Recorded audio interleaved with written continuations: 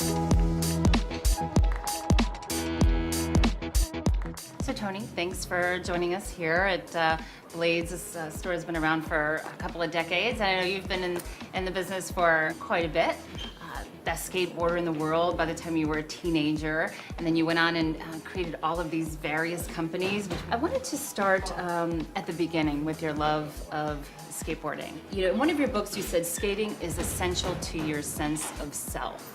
What did you mean by that? Well, for me, skating has always been my creative outlet, and it's really the place where I found the most peace and the most sort of self-confidence in what I was doing. And I just found it at an age when I was searching for an identity. You know, I was playing team sports, but I never felt like I fit in that well. I didn't like relying on the team necessarily for my own success. I didn't like that the team was relying on me for their success. And then when I found skating, I found this way of really expressing myself in something that was creative but also athletic, and I didn't really care that it wasn't that popular. You know, I felt like it gave me an identity that stood out apart from everyone else. And would you say, you've also said your family was kind of a bit unconventional. I know your mother went to school in her late 40s and 50s, and all of that. Did that instill something in you that you could kind of do whatever you wanted to do? I think it was just that my mom and dad supported what I was doing even though it was different. And that's what gave me the confidence to keep doing it. You know, I wasn't really looking at their career choices to inspire my own.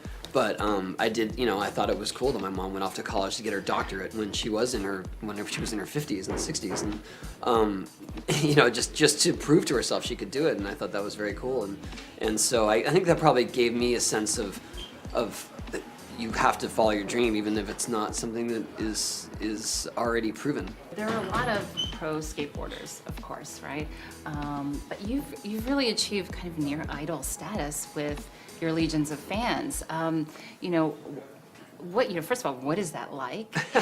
It's strange. I mean, it's strange to be recognized for something that really I was chastised for as a kid. You know, even to this day, I think, do you really like this? Because, you know, we've been doing this for a very long time, and it wasn't cool back then. And a lot of it is still the same reasons and the same vibe of what we're doing. It's just that now it's much more embraced, much more accepted.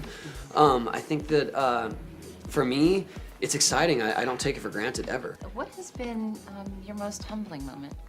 Humbling for me and funny too was my son when he was like 5 years old.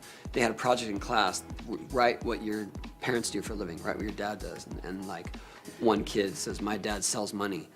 Another kid's like, my dad's figuring stuff out in Iraq. And then my son writes, I've never seen my dad do work. And when I look at it that way, I'm like, wow, he probably just thinks I just play around all day long. You know, I just ride my skateboard and I fly here and I do this, and that's pretty humbling when I think that I do work really hard.